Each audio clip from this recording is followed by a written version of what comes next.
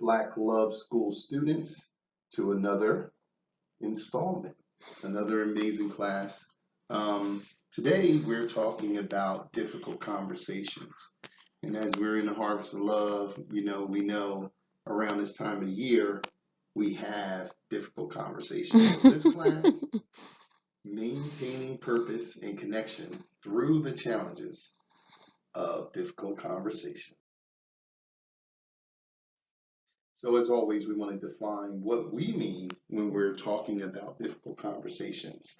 And that is any conversation with yourself or others that is perceived to or does cause anger, bitterness, sadness, fear, or pain in general. So fill in the blank with whatever feeling that makes the conversation difficult for yourself. And I think when you're breaking down a difficult conversation, there are a lot of elements involved. So, what I like to do to get leverage on myself and my relationship and help my clients is to really go over the who, what, when, where, why, and how. So, what makes a conversation difficult is what Masha just mentioned, that there's some perceived or some actual pain involved, or fear, or confusion, or frustration. But some of the other categories, like the who, when, where, why, and how, also can add to the difficulty. So, who you're having the conversation with might make the same type of conversation more difficult. So if you're having the conversation with a partner, maybe that this is a topic that you've already talked about and it's an easier conversation. If you're having a conversation with a relative or a parent, it might be a different dynamic that's involved that makes the same kind of conversation more difficult.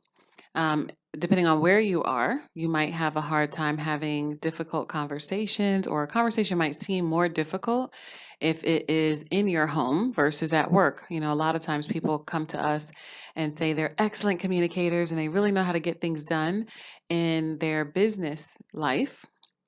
But when it comes to the intimate life, they don't necessarily get the same results. And sometimes it's just because where we are is actually giving us a different role, or a perceived role again, and an actual role as well. So, taking a look at some of these things and really saying, what is it that is making the conversation difficult? If you can imagine right now a conversation that has been difficult for you in the past, you can go through some of these things. So, when it comes to when, we talk about this a lot. Sometimes we're having the right conversation at the wrong time. So that can be we're just having a conversation when it is, family time or a family gathering, and we really should have brought the conversation up in private and at a different time. Or it can be as simple as I'm bringing this conversation up as soon as I wake up because I had a dream about it, versus giving a person some more time to wake up themselves, right? So we often tell people, as we use the time acronym, taking inventory morning and evening, that is inventory of self and inventory of others, and really considering when you're going to have a conversation can make all the difference in the world in lessening the difficulty.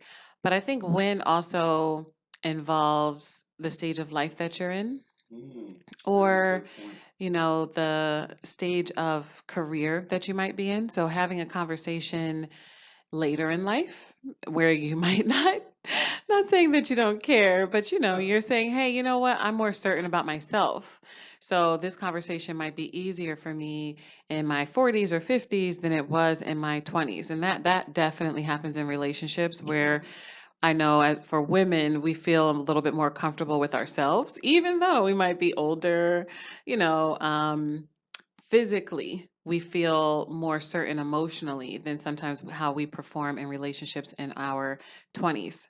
And then also, we have to have a practice of how we get into difficult conversations. And we're going to talk a little bit more about that as this course keeps going. But how you do it is very important as well.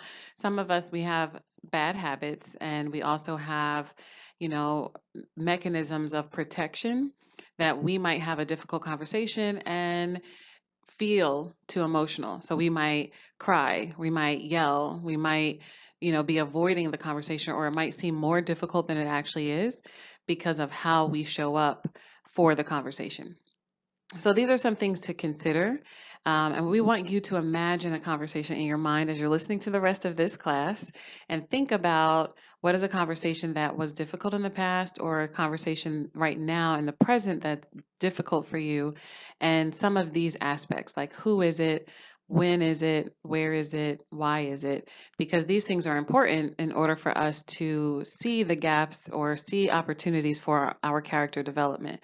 If we have a difficult conversation in one area of our life, which that tends to be what it is, that's just an area for growth. If it's the professional self, the personal self, or the intimate, self, that's just letting us know that this is a place for growth. I think that's very profound. The who, where, what, when, why, and how really has multiple levels to really consider. hmm So now we're at the rocking chair scenario, which is a technique that we use with ourselves. We have used this with ourselves. I need to do it again. And we also use it with our clients and in presentations and demonstrations.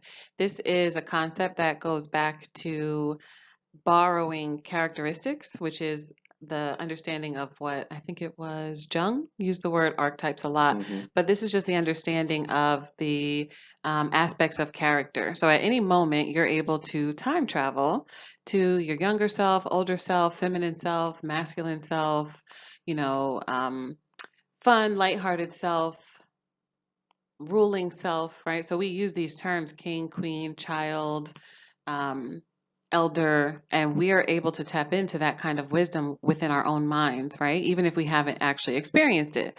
So the rocking chair scenario involves us imagining that we are 150 years old and we have all the wisdom of our older self. And from this rocking chair, you're imagining yourself in your favorite spot. Maybe you're inside, like how we're showing right now, or perhaps you're outside on the porch, looking out into the distance, right? But you're sitting in the rocking chair reflecting as your older self. And this technique is really good to use in understanding difficult conversations because sometimes if we can project, 50, 100 years from today, we would not think the conversation is as difficult. Or we would be on the other side of the difficult conversation saying there are some things that had to be difficult in my life in order for me to grow. And this, we're doing the rocking chair scenario. If you're imagining it right now, you're imagining going from whatever age you are now into the future at that 150 years old. But we can also travel the other way to when we were younger and say, there are many things that I thought was difficult when I was a child or when I was a teenager or in my 20s that I'm on the other side now. And it may have actually been difficult, but I have the gift that was in the challenge or the wisdom that comes, from the struggle or whatever that is, the insight, the empowerment, the appreciation for my life. And putting things into perspective like that in a disassociated kind of way, you're still connected to yourself, but you're detached enough to understand the difficulty for what it is. And as we talked about in the intro, if it's fear, exploring that a little bit more. If it's frustration, exploring that a little bit more. If it is anger, exploring that a little bit more, but really understanding what is making it difficult and the who, what, when, where, why, how. Imagining yourself on the other side of this 100 years from now or 150 years from now, you would have a different perspective and be able to come with your wise mind. And this leads us. I think that, where it leads me, where I can come in and just tell a quick story about something that is very profound in my life. And the thing about the rocking chair technique, if you are familiar with it, or if you are a student, we've worked with it directly in counseling, or you've read about it, or if you've experienced it with someone else. It really takes you through a succession of 10 years, 25 years, 40 years, 30 years, going deeper into a scenario with all your sensory perception and thinking about the happiness you have if you complete something, or the regret and the pain if you don't. And, for me, this really hits home in a very, very profound way because growing up, probably around 7 years old, I started to hear rumblings about concept in my family. So we had a secular family with my mom, dad, and me and my sister. Somewhere, somehow, some way, I started to begin to understand and hear about the fact that my father had had another son prior to getting with my mom. I don't remember exactly when I first heard this, but I somehow knew that it was true through either conversations that I had overheard or something like that. And I found it to be a very big deal on one level, but then on another level, it was something that, wasn't really talked about openly, so I kind of didn't talk about it. But as I got older, in my mid to late teens, I felt like this was something that I wanted to talk to my father about, who I lived with every day. My parents separated at when I was 17 years old, and then we were going through transitions. I actually ended up staying with my mom. My dad was sick. A lot of things happened. My sister went away to college. So it was a lot of changes. And so I didn't really address the conversation that I wanted to have with my father whenever I would see him. It was more about his health. It was more about, the new normal in the family and adjusting to what we were dealing with. Because I had originally wanted to go with my dad, but couldn't because of his health condition. So, it was just something that me and my sister had decided soon, one day, shoulda, woulda, coulda, we're going to talk to our father about this as we were young adults now at 17 and 19. When I reached, so it didn't happen. We didn't take the opportunities. Many things got convoluted. It was in the back of our mind. But at 20 years old, my dad died suddenly.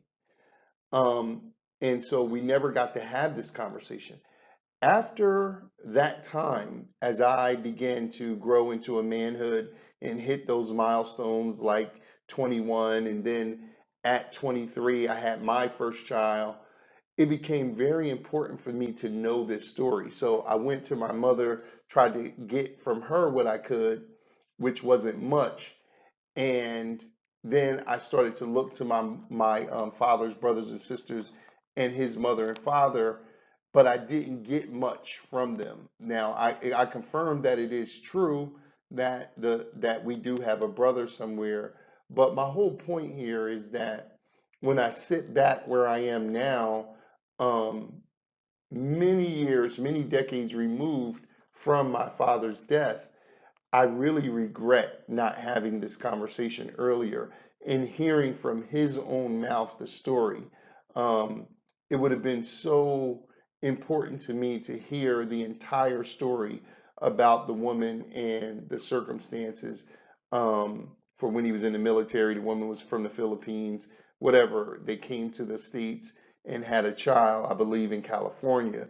And there's a couple other nuances, but in general, I don't know the story, and I will never be able to get it from my father, first person, and it's mainly because I didn't understand or take the opportunity to face whatever fears I was feeling or uncomfortability I was feeling to have this difficult conversation. So that's just something I wanted to share to talk about the impact of this kind of how important this is. Yeah, I think that when we talk about the who, what, when, where, why, and how, what makes it difficult is one thing, but a big reason why conversations are difficult is because we're uncomfortable, right, with our request, with the expectation that we have of the other person, or we're unsure in some way. So really talking about why it's difficult is important because these are the things that will keep us from having regrets. And I think that we all have them, right? Because we don't have a rite of passage that really helps us put things into context. So we often are learning through our own experience instead of learning through others' experience and borrowing that information in the passed down of culture. But we're typically in this present culture more motivated by avoiding pain than we are getting pleasure. And this is just because of Good the point. way that we are raised and the way that we're kind of, forced into a personality and into the culture that we're in, right? So a colonized culture. Right. And if we were really seeking the pleasure of the other side, or even the whole truth, or if we saw those things as pleasurable, a lot of conversations would feel less difficult. But I do think that as soon as we realize, especially like, I definitely have had difficult conversations with both of my parents as well. I think the parent-child dynamic is interesting and adds the difficulty sometimes because of that power play. Yes. I know we seek to have conversations with our children and have an open kind of family where they can bring conversations and we ask them, what their opinions are and even what they think of us sometimes, which is not what a lot of parents do. But I do think that just our conditioning right now is we don't want to cause pain for ourselves. So as soon as we're outside of our element, we avoid a conversation. And many people have this feeling of losing a parent, losing a grandparent, losing a friend, even in under the banner of a difficult conversation. It can be a challenge where you might just not talk to someone for a year, 2 years, five Right. years, 10 years, because you don't know how to introduce the conversation. Really, only for that. You don't know how to control the conversation. So Right. if you say one thing and you don't know what the next domino is that will be triggered, you can pause because that makes you so uncomfortable. And I think that, reframing is very important. When reframing from a cultural perspective is extremely important to say that this is my character growth. This is, and really go through the process yourself a little bit ahead of time so that you can even check yourself and say, am I just doing this? Are my intentions the best intentions? Is this really difficult? Am I making it difficult for my own Hmm. self, right? Hmm. And then really going towards a life without regret and a life of courage and a life of grace where even the most challenging thing doesn't have to end up as a fight, doesn't have to end up with, crying or hurt feelings. And even if those things happen, you can recover. So the belief that everything is for your greater good, I think is a different thought process. It's a paradigm shift for most of us because we are conditioned to win from a very young Right. age or conditioned to not cause problems also. So if you want to bring something up, but you don't want to, create any waves or you don't want to offend, if those are the primary things, this is how you know you have regret, right? Because as soon as something does happen, then it's crystal clear what you could have done. And like Right. 1,000 things come up and your creative mind lets you go in that way because you don't have the options anymore. But in the moment, all of the creativity is escaping you because of the fear or confusion or frustration, this umbrella of being difficult.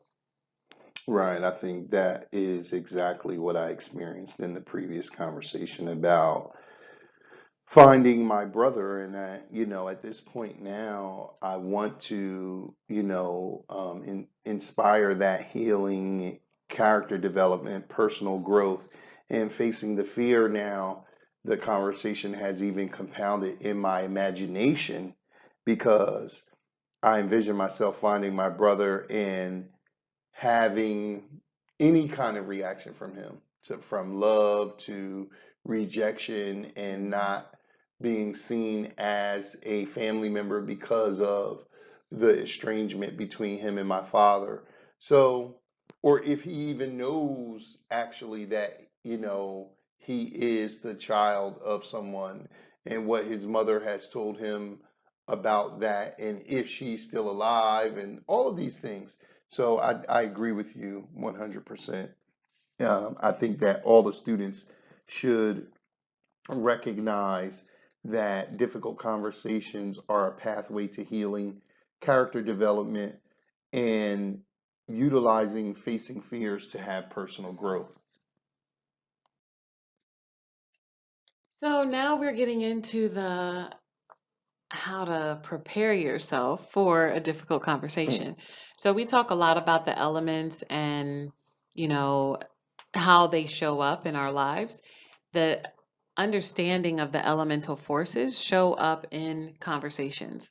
And there are 7 elements, but primarily we're talking about these 4 physical elements, which are earth, fire, water, and air. The nature elements. The nature elements, yes. So the ether is in the background.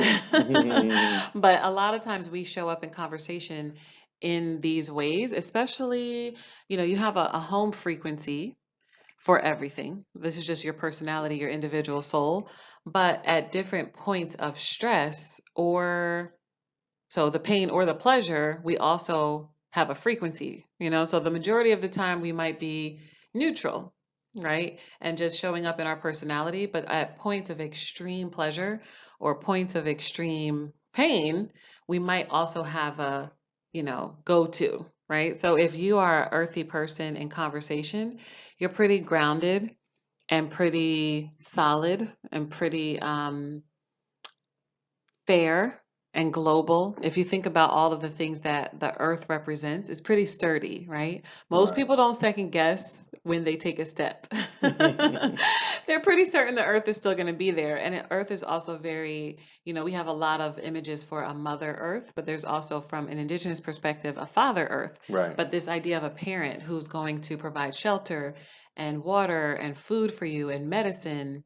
And, this idea of the earth is pretty expansive, because this is where Yes. you're living, this is where you're from, right? Right. And where you see everything else have its cycles and come from. If you're an earthy kind of communicator, it can a difficult conversation can present if someone just has a different elemental style. So Right. if their home frequency is fire and they are sometimes like a fast talker, very passionate, they're maybe louder, they are, all of those things are very important, right? Fire is our cleanser, it's a purifier, and sometimes you need fire, right? In order to burn some things, in order to heat up some of the food, right? If it's better for you to have it heated, to warm our bodies, because on the earth, we are pretty stable at the 98.6 degrees. So there are times where the earth is colder and you will make a fire, and then that will be considered warmth and energy and a different kind of nurturing element, right? But you can have a conflict just by not understanding that people have a different style. On the most basic level, we know that. But as soon as something is hitting one of those points again, like fear, confusion, frustration, um, you know, our expectations, then it can be hard to see out of our own way, right?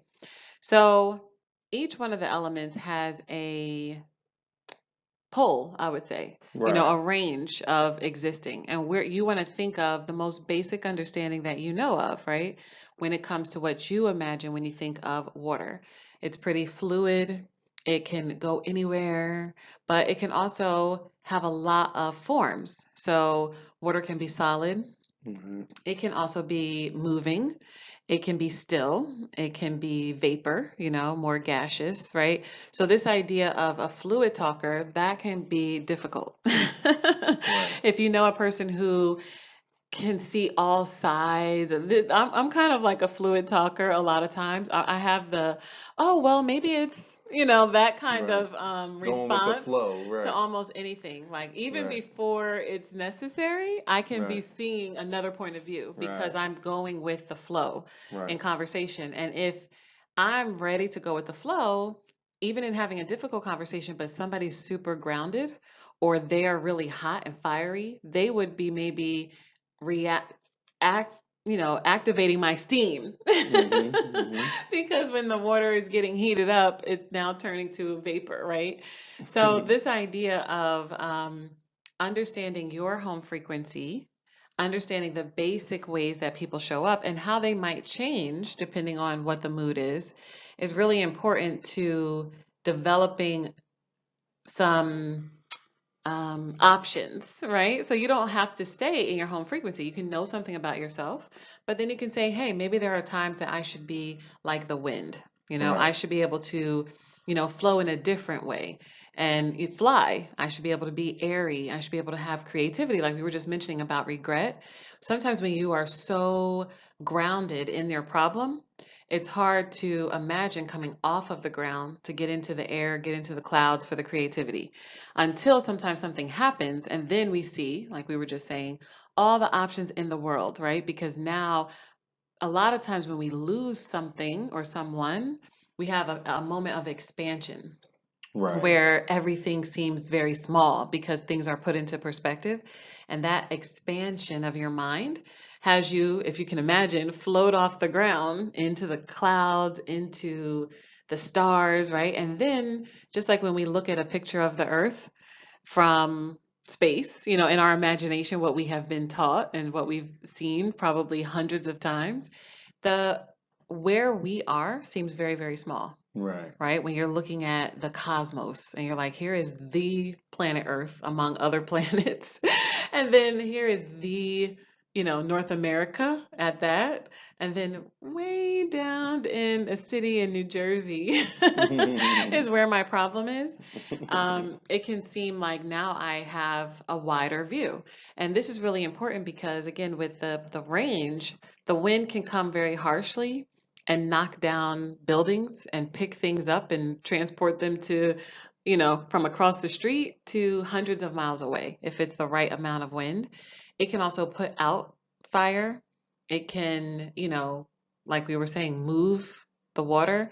So you have this understanding that whatever your home frequency is out of these four, that somebody else has another home frequency and that you might change under pressure or under the idea of being difficult. So the person who might be really fluid when it comes to a difficult conversation might get really rigid.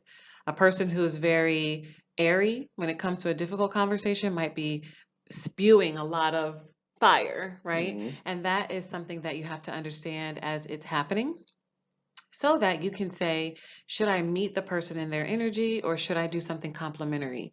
So if there is fire, should I also meet with fire? And this is a lot of times what happens in a difficult conversation is that maybe two fires get going and the whole place burns down. You also don't want to be able to say this person's coming with a very passionate delivery. I should automatically dump a whole ocean of water on them and just put the fire out, right? So there's a sensitive balance, and this is why we call it harmonizing, because it's a balance that's going back and forth. So understanding that someone's being passionate and then making a decision about how to respond, it takes a lot of self-control and it takes a lot of practice, right? And not necessarily like if you have been alive for 40 years, it's going to take you 40 years of practice. But it takes a consciousness to be able to say that I can respond differently the next time. And that's sometimes the confidence that you need to approach the next difficult conversation. I think like what Masha was saying, like when you have had an experience that has stayed with you, it makes the next conversation easier in some respects because you're on the other side of a loss or on the other side of maybe a failure, it not going well. At the same time, though, you can rush to overcorrect yourself from a past relationship or a past conversation, and then, do some of these things that we're talking about, like maybe rush a person out of their element or choose the wrong one when you're aiming to make the conversation less difficult.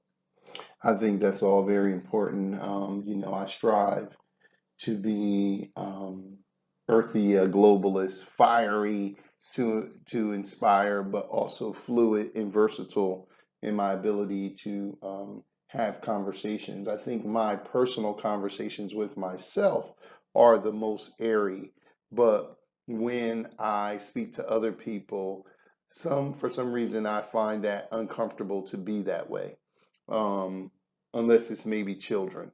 So I have to really look at that. But I think that this brings me to like that desire of what you said, Nawasha, connecting with all of these different personalities. And as an intuitive person, I really strive to make that assessment. It's almost on automatic when I meet people. And it just brings me to the reality of understanding that for people, in terms of speaking with various different types, especially in one space at one time, is like one of the greatest fears for all people. In fact, statistics show that one study showed that 77% of the American population have glossophobia, which is the fear of speaking in front of different types of people. Whether that is some kind of empirical data that you're sharing or even your own stories, which I think is very interesting because, I mean, you're the master of your own story, but there's still a fear of rejection or a fear of judgment, a fear of non-acceptance, that is, or a person to decrease their personal affinity to you or the value that they feel like you have prior to speaking. I think that's very, very important. So I think to really recognize these different styles, increase our vocabulary, often sometimes even learn another language, because speaking from a fire, water, air, earth perspective, even when you speak the same language, is like learning another language. But then also learning another language, indigenous language for us as Black people, really internalize mechanisms or spark internal mechanisms that open up our perception, our sensory perception.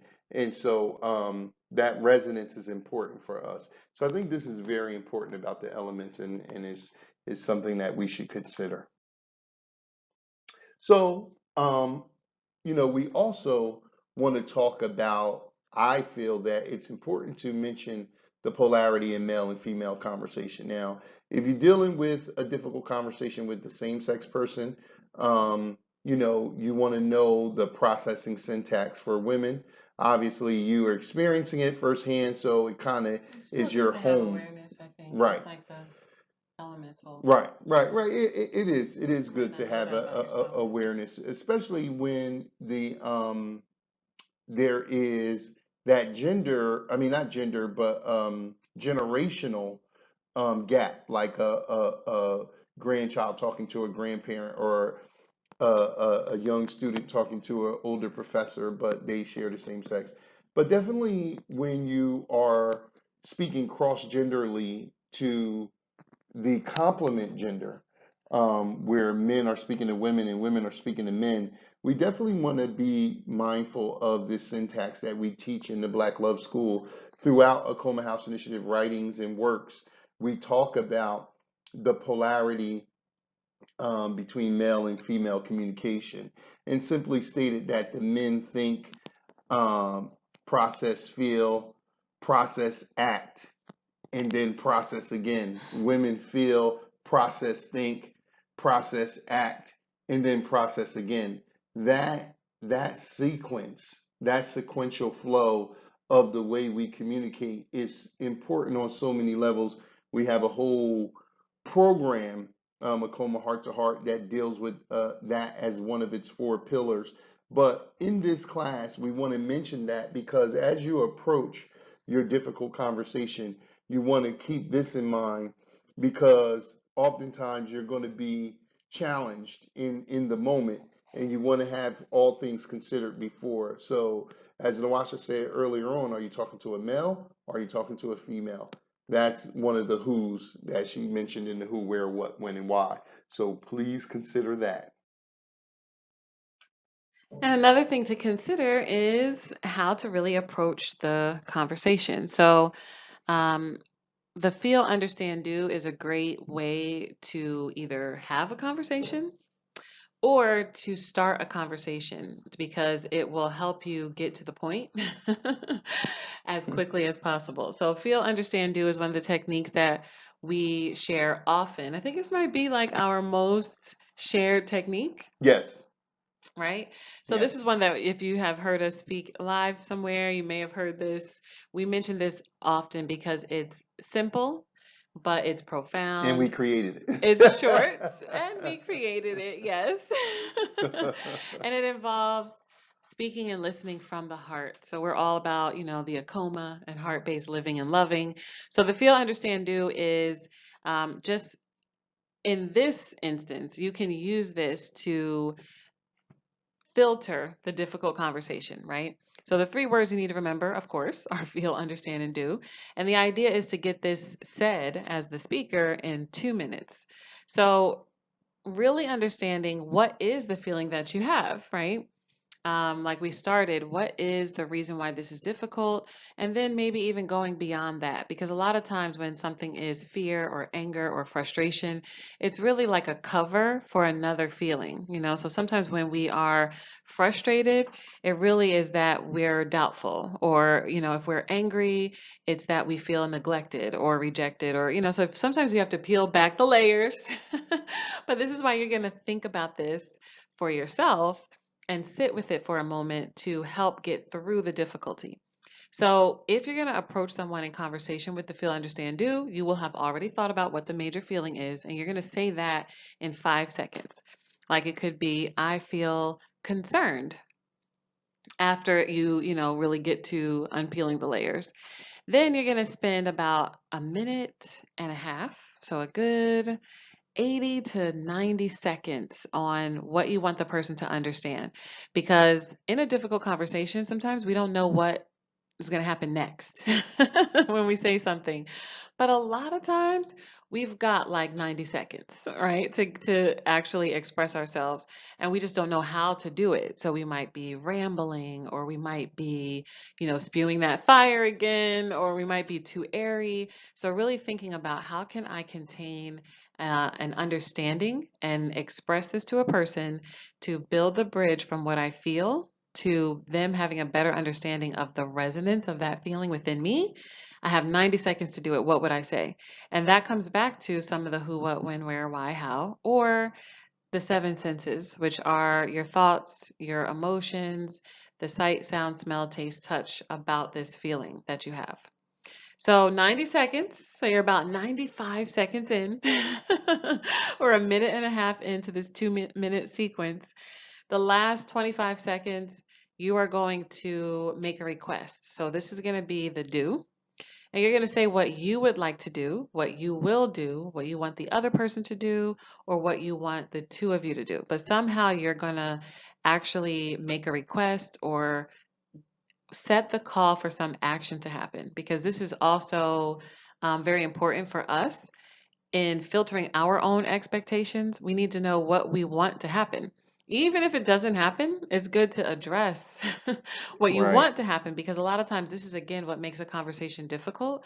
We could say, hey, I expressed my feelings before, and I've talked to somebody, for hours about them trying to understand my feeling, but then we didn't really set up a succinct action, like I with a timeline, or with a A date. specific, right, with Right. dates, with, frequency, with expectations again of what you expect to see after this conversation.